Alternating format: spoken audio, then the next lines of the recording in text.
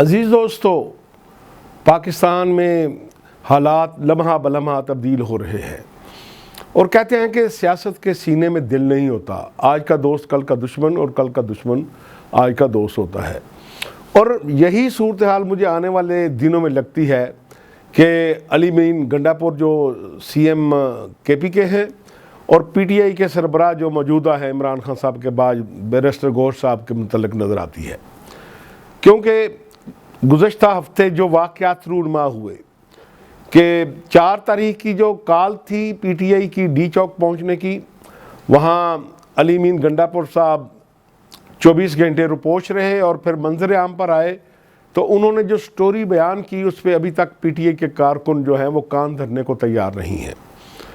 اور پھر میرا تو اس وقت بھی استدلال تھا کہ علی امین گنڈاپور نے جو کیا ہے وہ عمران خان کی منظوری سے کیا ہے۔ یہ پاسبل نہیں ہے کہ وہ عمران خان صاحب کے مزاج کو جانتے ہیں کہ انہوں نے علی امین گنڈاپور نے یہ عمران خان سے مشورے کے بغیر یہ کام کیا ہو۔ اور میں نے یہ بھی بریکنگ نیوز دی تھی کہ علی امین گنڈاپور نے اسٹیبلشمنٹ اور خان صاحب کے درمیان پل کا کردار ادا کرنا شروع کر دیا ہے، بات چیت شروع ہوئی ہے۔ اور کیا کہتے ہیں کہ بعض لوگ جلد بازی کا مظاہرہ کرتے ہیں، جب اس طرح کے معاملات میں بات چیت شروع ہوتی ہے نا تو پھر C B M confidence building measure بڑا ٹائم لیتے ہیں۔ عمران خان کا تو جھگڑا بہت طول پکڑ چکا تھا۔ جب میاں نواز شریف صاحب کی بات چیت شروع ہوئی تھی تو آپ کو یاد ہے کہ کم 1 سال لگ گیا تھا۔ ادھر میاں شہباز شریف صاحب اور خواجہ آصف صاحب تھوڑا سا راستہ ہموار کرتے تھے، ادھر سے ایک بیان آتا تھا میاں نواز شریف صاحب کا لندن سے، پھر معاملات زیرو پہ چلے جاتے تھے۔ پھر میاں شہباز شریف صاحب ادھر جا ادھر جا، کبھی انہیں پی ٹی آئی تانا دیتی تھی کہ یہ ڈگی میں چھپ کر جی ایچ کیوں جاتے ہیں، کبھی کہتے تھے شہباز شریف پالش کرتے ہیں۔ بہرحال وہ رابطہ ہو گیا، اور اس دوران کبھی کبھی مریم نواز شریف صاحبہ کی ایک سٹیٹمنٹ سب کچھ خراب کر دیتی تھی۔ بہرحال جب رابطہ ہوتا ہے تو پھر نتیجہ بھی نکلتا ہے، پھر نتیجہ آپ کے سامنے ہے۔ تو ابھی جب میں نے کہا کہ علی امین گنڈاپور صاحب جو ہے وہ پل کا کردار ادا کرنا انہوں نے شروع کر دیا ہے، عمران خان صاحب کی انڈائریکٹ بات چیت شروع ہو گئی ہے، لیکن ابھی سی بی ایمز ہوں گے، کانفیڈنس بلڈنگ میئر آئیں گے، تو دیکھنا یہ ہے کہ دونوں طرف سے کیا ہوتا ہے۔ حکومت کی یہ پوری کوشش ہے کہ یہ کانفیڈنس بلڈنگ میئر توڑ نہ چڑھے، درمیان میں یہ پل ٹوٹ جائے اور ان کا کام چلتا رہے۔ اس کے بعد آ جائیں، دوسرا معاملہ ہوا ابھی جو 15 اکتوبر کو کال دی تھی پی ٹی آئی نے دوبارہ ڈی چوک پہنچنے کی۔ بڑی عجیب و غریب صورتحال تھی، کارکن پریشان تھے، اور پریکٹیکل پی ٹی آئی 2-3 حصوں میں تقسیم تھی، جس میں اوپینین کی تقسیم تھی۔ وہ لیڈرشپ جو ابھی تک منظر عام پر نہیں ہے، وہ لیڈرشپ جو 9 مئی کے بعد انہوں نے گھر میں نہیں گئے، چھپ چھپا کر زندگی بسر کر رہے ہیں، کوئی ملک سے اندر ہے کوئی باہر ہے، ان کی کیفیت اور عمران خان صاحب کی کیفیت سیم ہے۔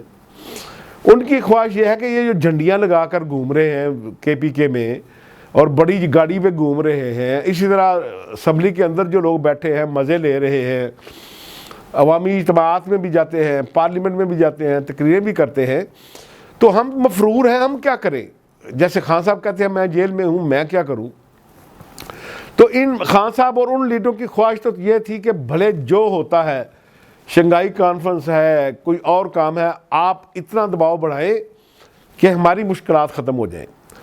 تو بہرحال وہ کال 15 اکتوبر کو جو کے لیے دی گئی ڈی چوک پہنچنے کی، مختلف ایک دوسرے کی طرف کبھی بال حکومت ان کی طرف پھینکتی تھی، کبھی پی ٹی آئی کی قیادت پھینکتی تھی۔ بہرحال پی ٹی آئی کی قیادت نے ایک مطالبہ رکھا کہ ہماری ملاقات کرائی جائے۔ بیسیکلی تو وہ ملاقات پی ٹی آئی کے چیئرمین عمران خان کی بہن نے کورٹ میں استدعا کی تھی۔ انہوں نے یہ خدشہ ظاہر کیا تھا کہ میرے بھائی کی زندگی کو خطرہ ہے، اس لیے ہماری ملاقات کرائی جائے، کیونکہ یہ یاد رہے کہ آخری ملاقات خان صاحب کی اپنے وکلاء یا دوستوں کے ساتھ 4 اکتوبر کو ہوئی تھی، جسے اب 10 دن گزر چکے ہیں۔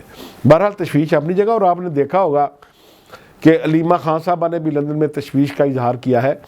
اب مجھے سمجھ نہیں آئی کہ میں بڑے احترام کے ساتھ کہوں گا کہ علیمہ خان صاحب جس سوسائٹی میں رہتی ہیں وہاں جھوٹ نہیں بولا جاتا۔ علیمہ خان جس سوسائٹی میں رہتی ہیں وہاں جھوٹ بولنا جو ہے وہ قتل سے بڑا جرم تصور کیا جاتا ہے۔